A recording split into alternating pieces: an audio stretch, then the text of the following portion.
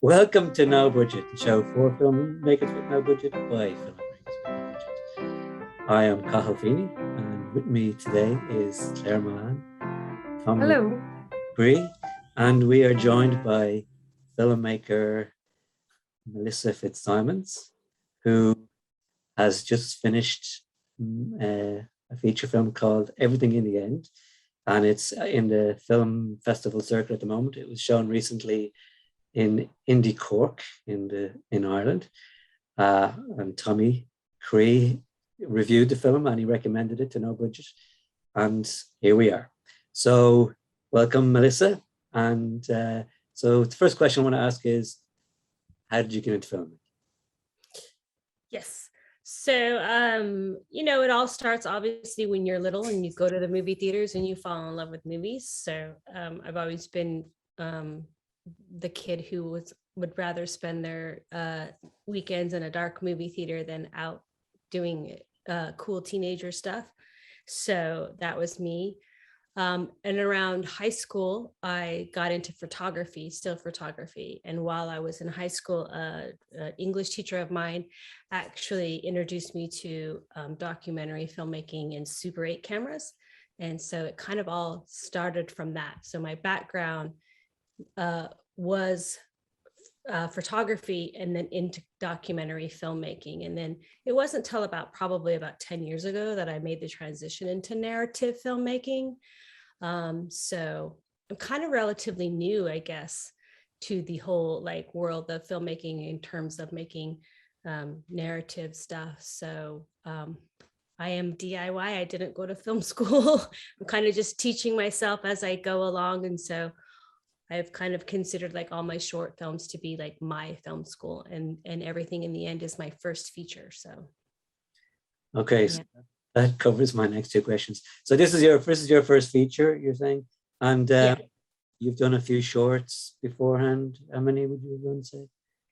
I want to say probably around 9 shorts total, and then a handful of short documentaries and a lot of home videos. Okay. And so with regard to Everything in the End, what inspired the film? Yeah, I think, well, it's kind of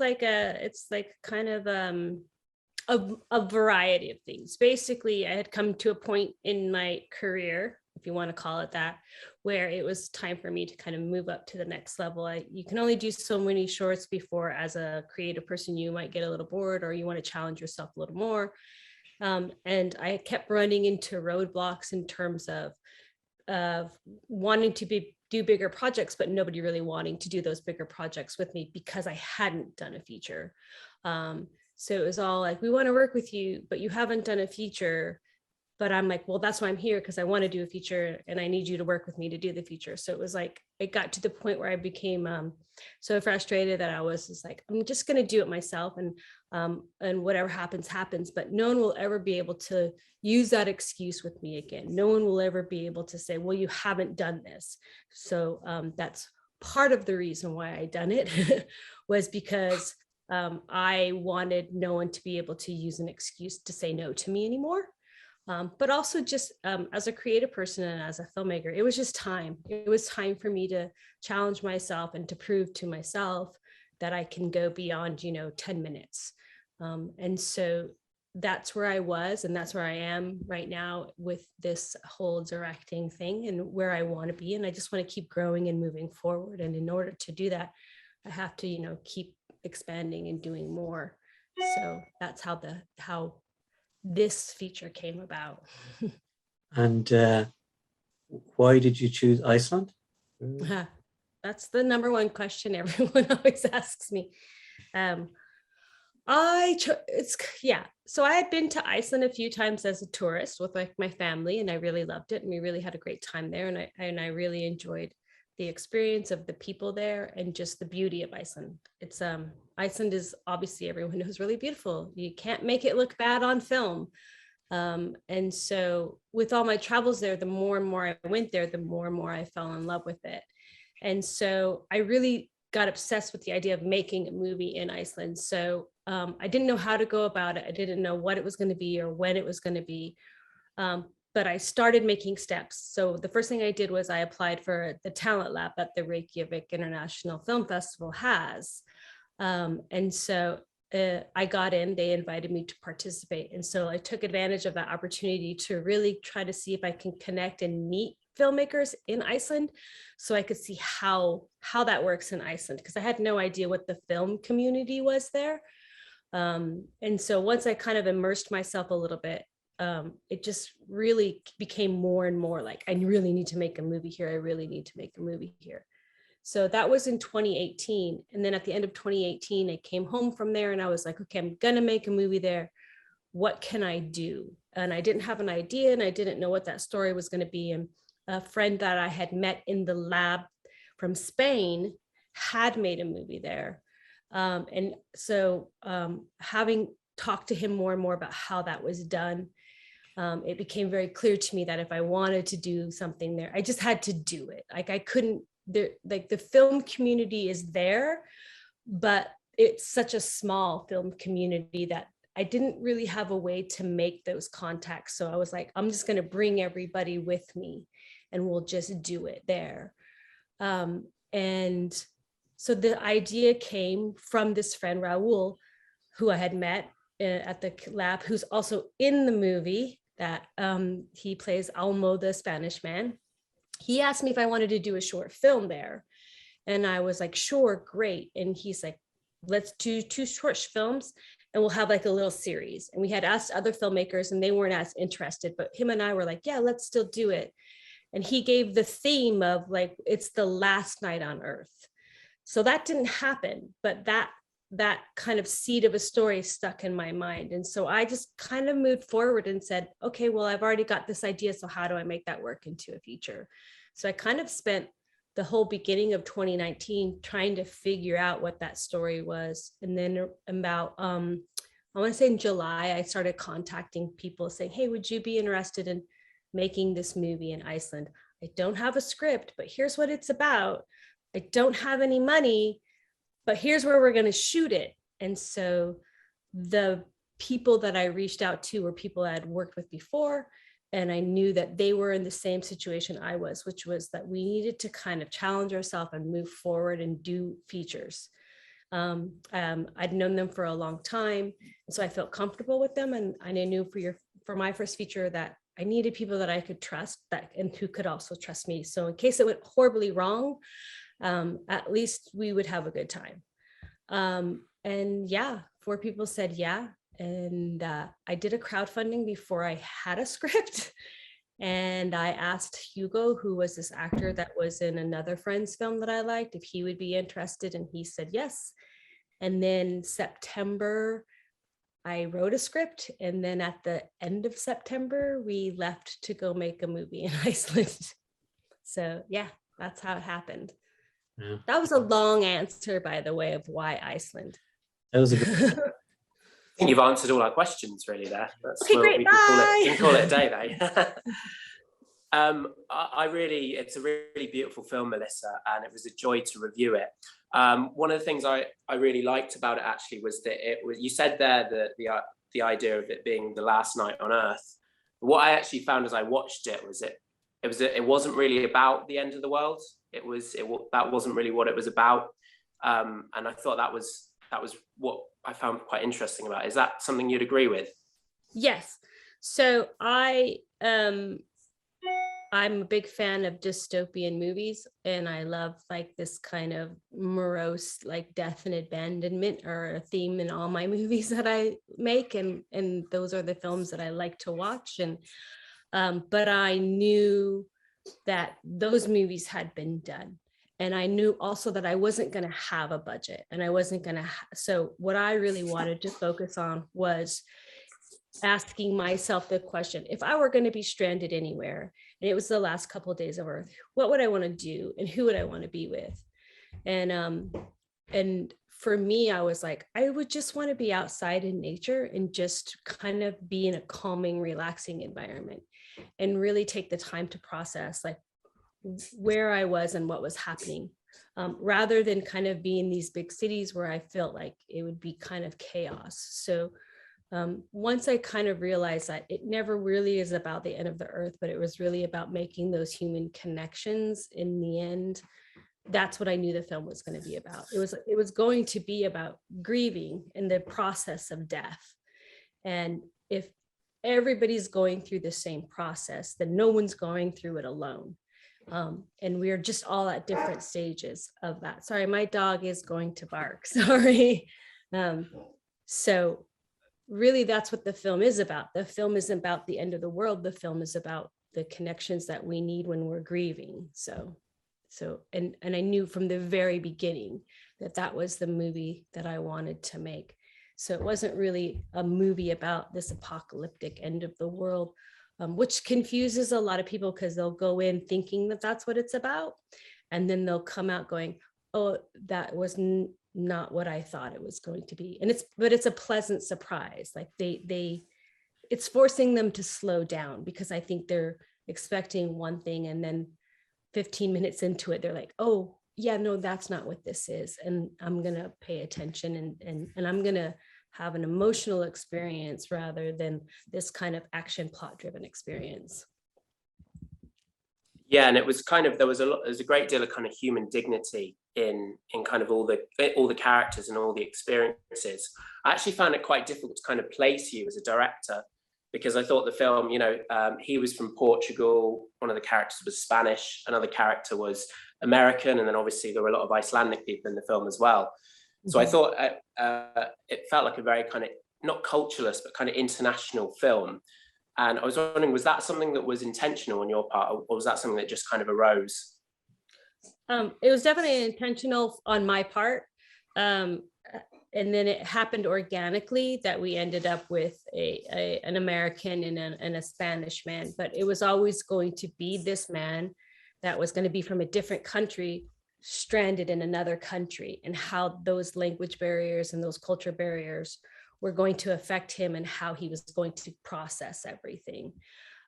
Whether it was going to be like an American man stranded somewhere else, but it just happened to be that I wanted to work with Hugo and he was from Portugal. And to me, that made it even better, because those are two extremely different languages. And so, and it just, the rest of it kind of fell in place with the American there. And then the man and Raul, who is from Spain, who came in very last minute because we hadn't found a person to cast for that role. And so he was like, I'll do it. I love Iceland. I'm going to come over. And to me, it didn't really matter where he was from. And I think like what it does is it does like kind of for me emphasize that the world is a big melting pot and not just one spot. So. Yeah, I definitely got that. And I found that it's funny that you say that you come from a background of documentary, because there was a kind of documentary kind of spontaneity about the film, the camera work and the performances as well. A lot of the scenes felt very spontaneous and kind of uncontrived. And I was wondering, was there a lot of improvisation or was it mostly scripted? So I come from documentary, and my DP is also a documentary filmmaker. So we knew going in that how we wanted it to feel that way and kind of look that way. Like our documentary backgrounds really benefited us in the types of documentaries which we like, which are about humans, like their stories rather than things. So we knew going in that it was going to have that feel. There actually wasn't a lot of improv. Everything that's there is something that I wrote. The only thing that was remotely improv was with the kid. He had just turned 6. He actually didn't speak English. And my experience in the past is you can't direct kids, you have to let them direct you. And so it was very much like, just let him lead you guys in this scene. So he had a few lines in English, and those were the only lines that we would like feed him. And then the rest is just him. He didn't really have an understanding of what the movie was about. We just told him like, hey, this is you're going to have cake for dinner and you're going to play in a fort. And the whole soccer thing is that's what he loved to do. And so we were like, let's just put that in there. Like, I wanted a kid to just be a kid, and this mom protecting him and him not knowing. So he actually didn't know anything about the movie. And we would just tell him, we would have our producer, she would be behind the fort, and she was like kind of feeding him the lines, like, this is how you say it in English, say this. And then he would just say it. But it was still him. Like, he was really lovely. He had never done anything before, and he just was having fun. And I think that's what was really great about it. But everything else was scripted completely. So, but it's great that you thought it was all natural. No, I would have never. Yeah, it felt, as I said, that was actually one of my favorite scenes with the kid, when he tells him the story. It's just it's heartbreaking. It's such, and Hugo in that scene, I think it's very impressive, his performance. That and the scene at the beach with that guy, I just thought that was so wonderfully crafted, the way that it just told the story through images and kind of silence, and it, again, very kind of haunting imagery. I thought that I found the character of Paulo very fascinating, kind of his kind of mission, his pilgrimage, if you will. What was your kind of inspiration behind that character? Yeah, I wanted him, even though the world is grieving and they're going through their stages of grief and accepting that they're all going to die, the biggest thing for me was, here was somebody else who was actually grieving something else. He was grieving the actual death of a person.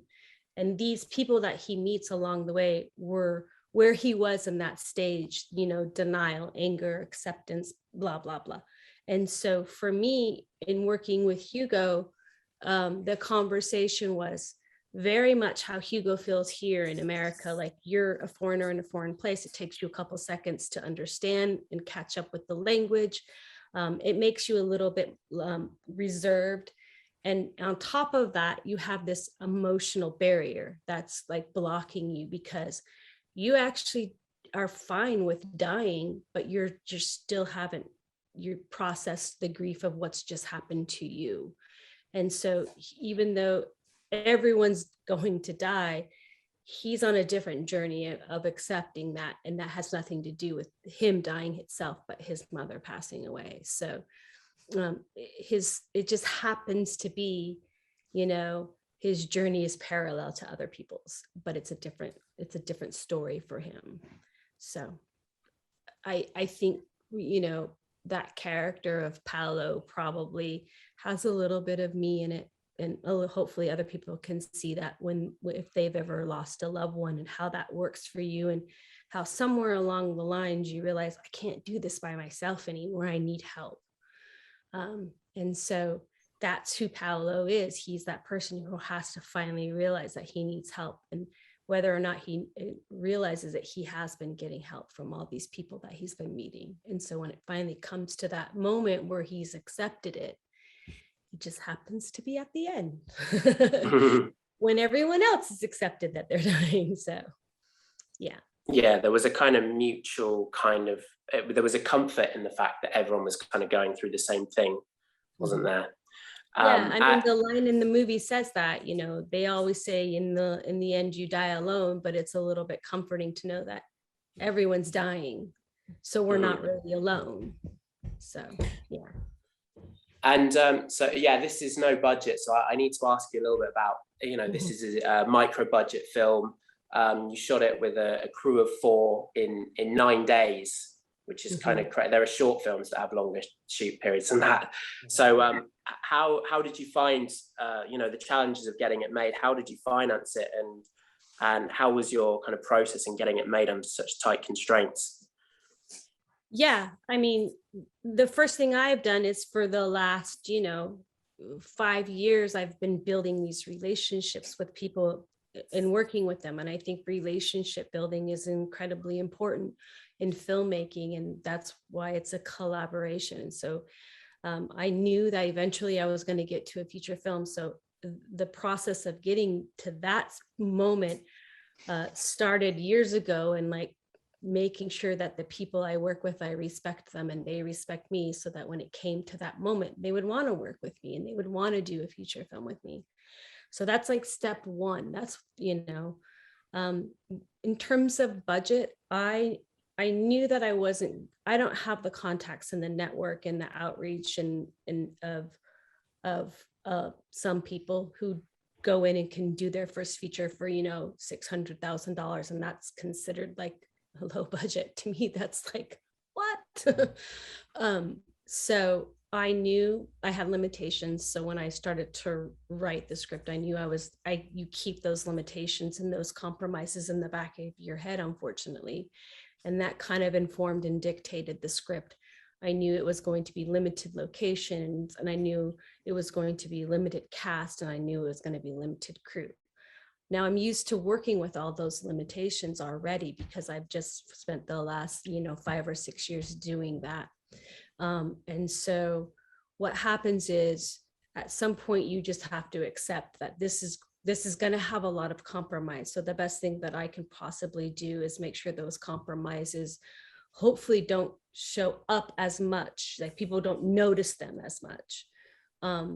But when it came down to money and finances, I was like, okay, I have to convince people to give me money. And again, I don't have those connections. So obviously crowdfunding is the first place that you go to. I purposely didn't really crowdfund for a lot of short films that I had done because I wanted to save those moments for this.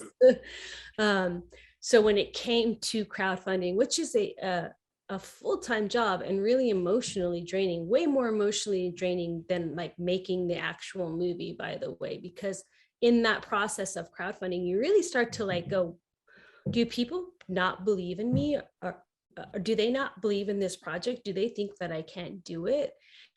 Because no one's giving me any money, and it's a real roller coaster of a ride. And you start to doubt every decision that you've made in taking the step to make a feature. I went in going, I'm going to ask for a low amount, and then whatever I get, that's what I'm going to make the movie for. So if I only get 10 grand, that's how am I going to make a movie for 10 grand? If I only get 20 grand, how can I make a movie for 20 grand? I asked for 20 grand, which to me was like, gave me literally hives. I broke out in hives because I was like, how that is a lot of me to ask of strangers. And those strangers are your friends. And I made it. It was a long month of like so many posts and emails and begging basically. And I felt okay doing that. Like I was like, I'm going to be vulnerable for the first time in my life. And then once I had that, I knew that at least I had enough money to make the movie maybe. But then I had to like convince like the 4 people who said, like, what I can give you this amount of money. And I know that's not normally what you're used to working for, but what else can I give you? In indie filmmaking, everyone's like, oh, everyone gets paid $100 a day and then they get points. No one's making money on points. It's such a lie when people do that. Like, no, just pay them and forget about the whole point thing. There's no way that they're going to make money off the points because it's dumb. I'm probably like the worst person to ask for this kind of advice. So it was like, hey, your rent and your bills are covered. And what else can I give you? What can I do something for you now? And so it was a lot of bartering at that point as well. And a lot of people were just like, well, I kind of just want to go to Iceland too. Yeah. So that's part of like the lure for them was they got to go somewhere. With my sound person, Kirby, she needed someone to take the risk on letting her do post. She wanted to move into sound design and post sound mixing. And so she was like, I will do this for you on your movie if you will do this for me and give me that opportunity. And to me, I was like, great, that means like you're involved from day one till like the end. And I don't have to worry about finding somebody who's going to get it who wasn't there. And we had worked together, and she, like I said, it was finding people who needed to go to the next step, and those people were ready to do that. And so once I kind of did that crowdfunding, and and had these people on, it was a matter of like, okay, in the last 6-7 years of my relationship building, from doing short films and going to festivals and meeting people who in that world has always said to me, let me know when you do a feature film, I'd love to help out. And so that's how that happened. So John Shork, who's our executive producer, he had seen the short film of mine like 9 years ago, and he lives in Indiana, and he had reached out to me many times in the years, that having seen that short film, every time I had done another short film and was like, I like the new one, I love the new one. Hey, when are you going to do a feature? Let me know. I'd love to help. I don't have a lot of money, but I'd love to help. I just want to be like, I want to support you. And that's what's really important when finding investors. They know they're not going to make their money back on an indie film, but they know that they're not investing in the movie, they're investing in the filmmaker. And so I just had to find those people who wanted to invest in me.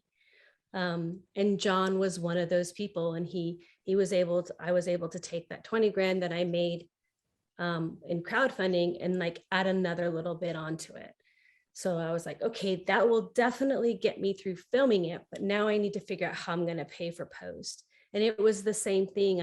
There were Elizabeth Harris was like, I want to work with you on some stuff, and I like you. And we were going to do a short film together, and she wanted to produce that, and she wanted to be part of that short film project. But I said to her, well, I can't do that right now because I'm trying to do this. And she was like, oh, well, what is that? And then I said, well, this is going to be my first feature. And she was like, I'm interested. Tell me what that's about. And so then she was able to put in, another little bit of small. And that got me to 35. And I was like, okay, well, we're leaving in 2 weeks. So here we go. It really shows you, like, in a no budget industry, relationships are absolutely key. We don't have the money, building up relationships, going to film festivals to get stuff made, and just being nice to people, Yeah. If I'm sure, like, because I'm sure you were nice to everyone, and then because if you were, some filmmakers, some people you wouldn't work with again, some people you would. But it's so important to maintain those relationships, especially in no budget world, And it's quite interesting because you made this just before COVID, didn't you? Was it last summer? Was it? When did you make? I actually made it at the end of 2019. And then when we finished it, we came back and we went straight into the holidays. So we didn't start post till the beginning of 2020. And then 1 month into our post, everything locked down. Wow, you were so lucky to get it, because if the coronavirus came out before that, at least you could sit inside and edit and do all that, Yeah, definitely. So I wouldn't have made the movie, would still not be made right now. I mean, a lot of people told me not to do it. They said just wait and keep getting more and more money. And I thought, if I don't make it now, it's not going to get made, because it's like such a project that I'm not sure people would, in real investors would have been interested in. Also, I'm a bit impatient. And so it was literally a 3-month process of, here it is, let's do it. It's done. So because it's always the point where you just say, listen, we just have to make it, because you go wait around forever. And I know filmmakers, I think we all do like that, who want to make a feature and they just wait too long and they haven't, so it's such an achievement to have a feature finished and out there. So what do you think the relevance of the film is in the post-COVID world? Yeah. When we went into lockdown, and my editor Nicole and I, we were editing, and my producer, we were making jokes about, because we thought, oh, it's going to be a 1 or 2 months, like everybody thought. And we made jokes about how we predicted the pandemic, and we predicted how people were going to react, which was being isolated and bored in their homes. And so I was like, who knew that a film about being bored in the end of the world was going to be like actually happening?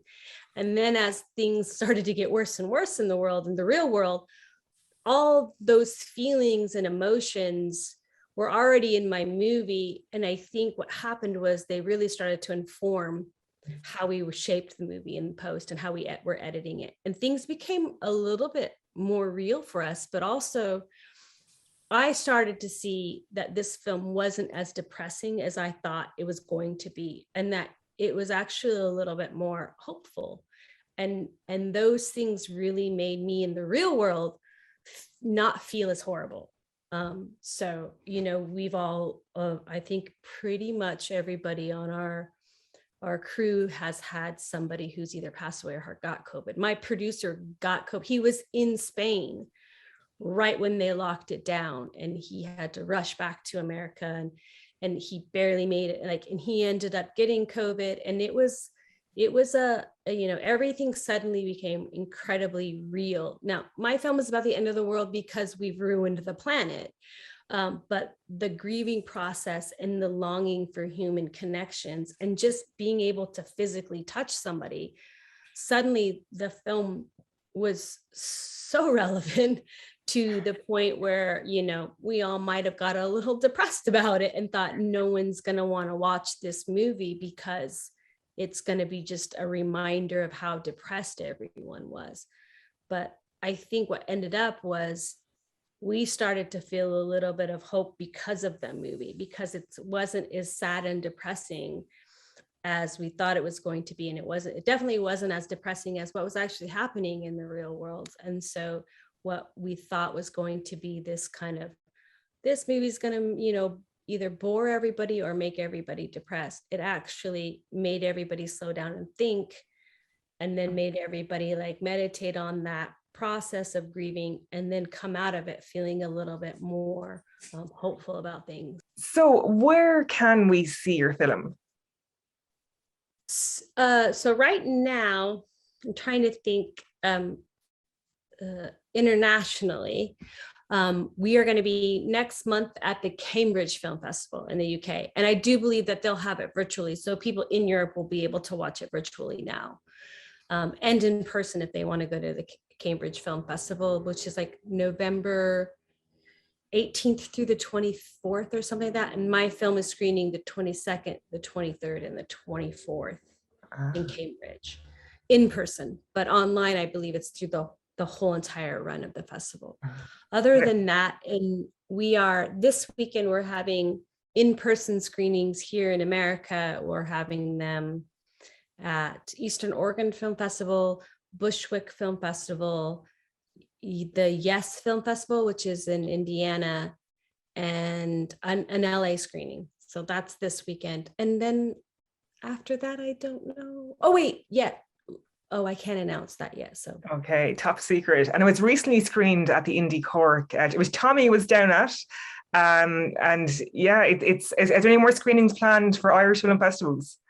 If any Irish Film Festival wants it, I would love them to take it. And I hope maybe I can actually go this time. Yes, really, and because your surname, I noticed, is Fitzsimmon, which is an Irish surname. So where's your family from originally, or do you know if you trace? I do know, yeah, the Dublin area, as Dublin probably area. Literally every Irish American person will say. So you go ahead. No, I was going to say, did they start up the Fitzsimmons Hotel? Or I don't know. I think anybody from my family was probably not successful in anything other than being farmers and coal miners. So. And have you any plans in the future to put it up on Amazon or online streaming? I mean, that would be ideal. We have a sales agent who's currently trying to work out some distribution deals, and wherever that will go, I don't know, fingers crossed. And if it doesn't go anywhere, then I imagine we'll have to put it out, and then we'll figure that out at the time. We have about 5 more months left in our festival run, and then we'll wrap it up. And then we'll see where we are, and hopefully something will come from it. And if not, then, you know, I'll just throw it on my website and anyone can watch it. It's so important that people see these films and don't just go to see films with like Tom Cruise and Oscar films. There's so many brilliant films like this out there that we don't get to see. So it's so important, you know, that film festivals promote these films and the wider audience get to see it, not just filmmakers. So what are you working on next? Well, That's a good question too. You So see I her spent covering. obviously the whole of 2020 trying to figure out what I'm going to do next. I've written a few things, and I'm just kind of hoping that somebody will now take that risk and want to work with me on something. And maybe this time it will not be a micro budget, but a low budget. And maybe I'll have 6 people on it instead of 4 people, but definitely will end up being a small film again. I have something that I've written that's kind of like a thriller in the same vein as like High Life versus The Thing, about a scientist in the Antarctica. So maybe back to another really cold, harsh environment. That'd be interesting. Maybe Iceland again. Is it parts of Iceland or Finland or somewhere? On the list, is on a possible location. And then Ireland. Ireland, yeah, Ireland can be very wet and kind of icy, not too cold, not too cold, but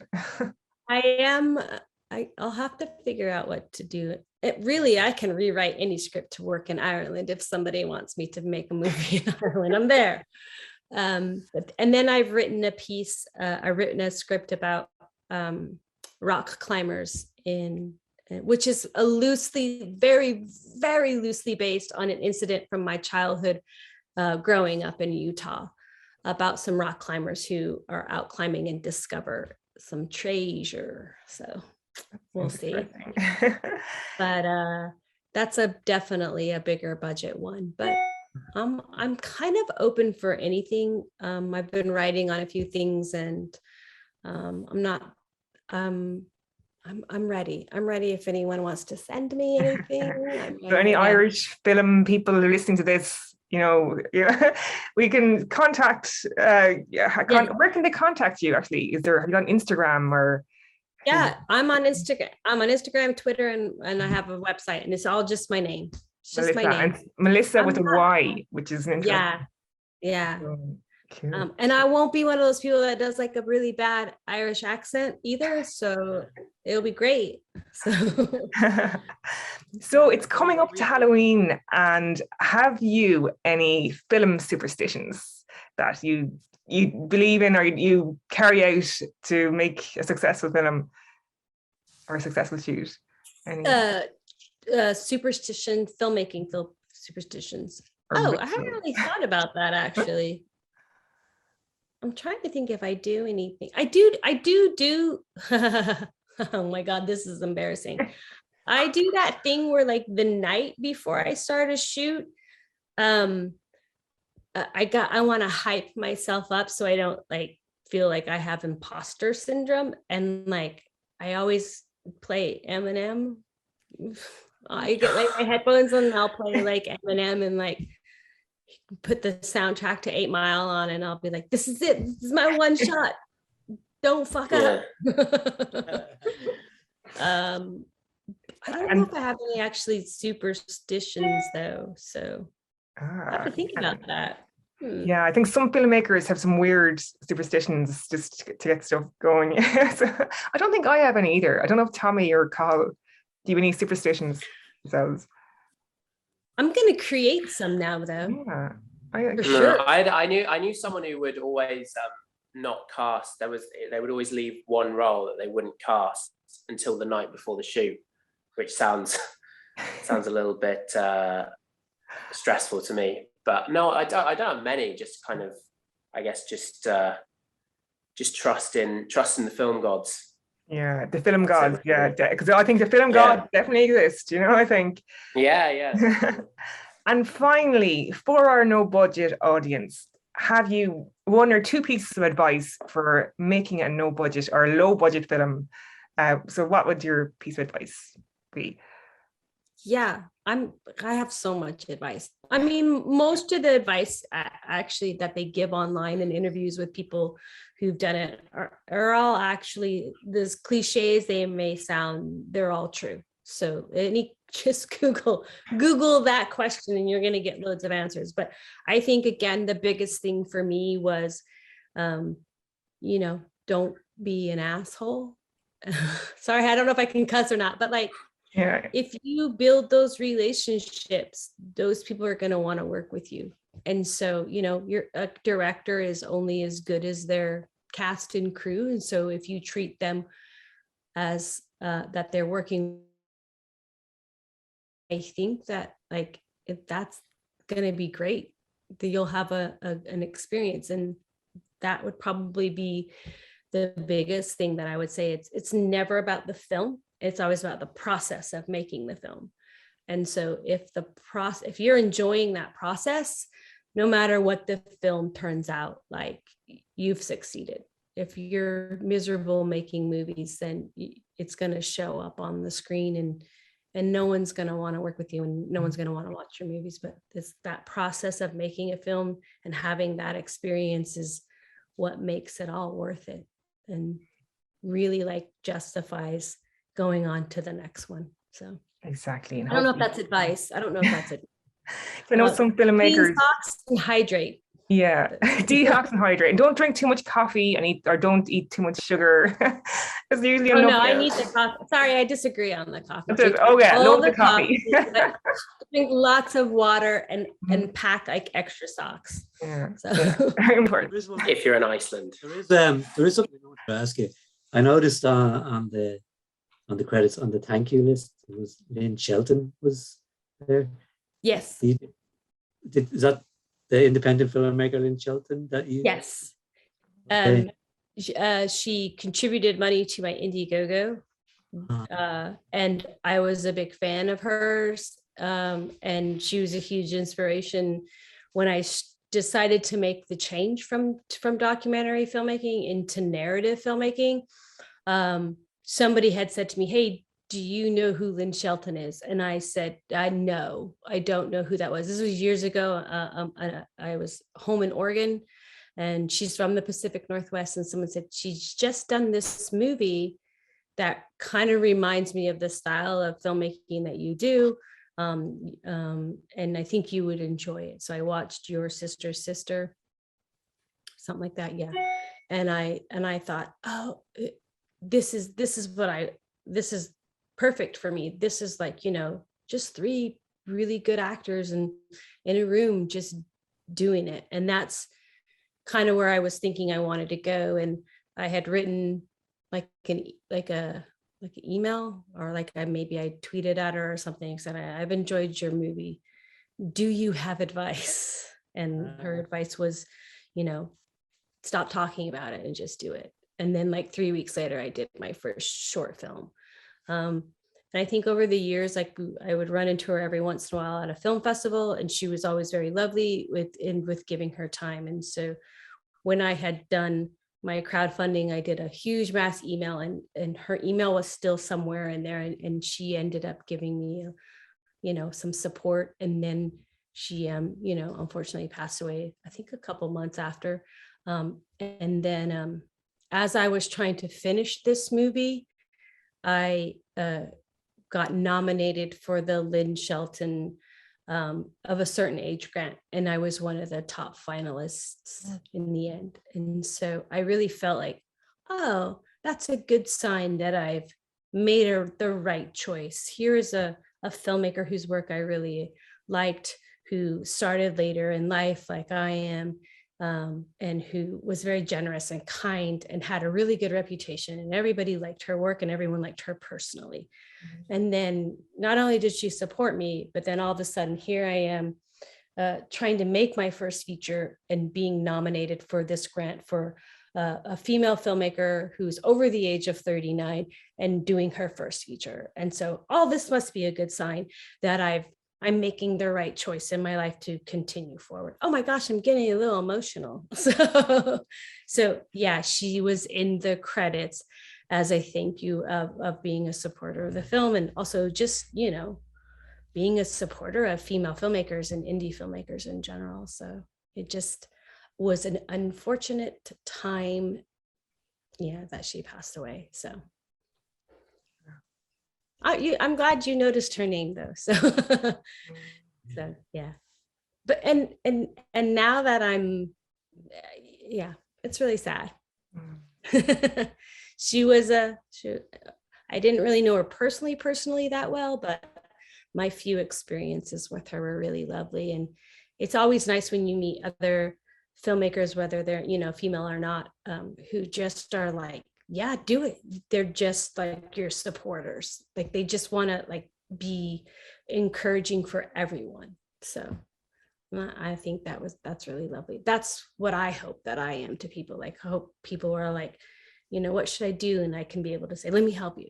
So yeah, building relationships. What of her films would you recommend to our audience?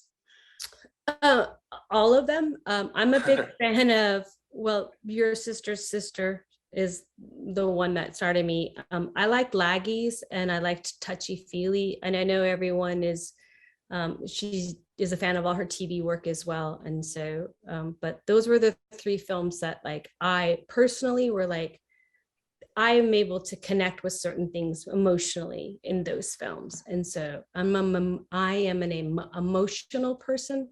When it comes to story and filmmaking, I like emotions. And so when I watch a movie, those are the things that I'm most connecting with, is how I'm feeling rather than what I'm watching.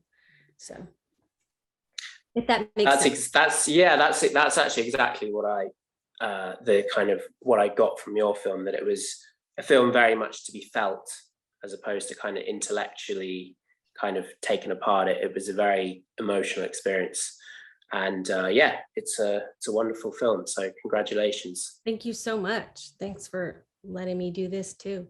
Yeah. So No problem. Well, thank you very much for joining us, Mylissa. That was a very enlightening and interesting interview. Thank you also to our guest interviewer, Tommy Creagh, for recommending it. And thanks for having me. You're welcome. So if you want to contact Mylissa, you can look her up. It's Mylissa Fitzsimmons at Twitter, Instagram, wherever. And I'm sure people will be interested in seeing some of her back catalogue of films if they're online. Yeah, they're all on my website or Vimeo. You just have to search my name. Okay. Well, okay. Thanks everybody, and we'll see you soon. Thank you. Thanks very much. Bye. Bye. Bye.